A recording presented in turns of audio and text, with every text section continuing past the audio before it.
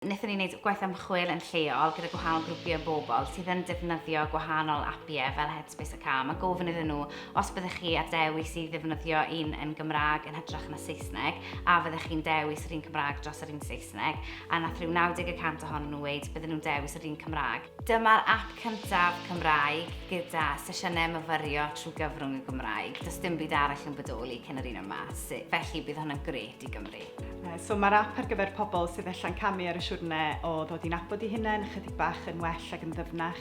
A da ni'n gobeithio bydd yr ymarferion yn rhoi blas iddyn nhw ar be mae hynny'n gallu ei olygu ac y bydden nhw wedyn yn mynd allan i ffeindio pobl yn lleol sydd yn gallu arwain nhw chydig yn ddyfnach. Mae pobl yn aml yn deud mewn dosbarthiadau sesiynau yoga pa mor wahanol a chartrefol ydi o i wneud y weithgaredd trwy gyfrwng y Gymraeg.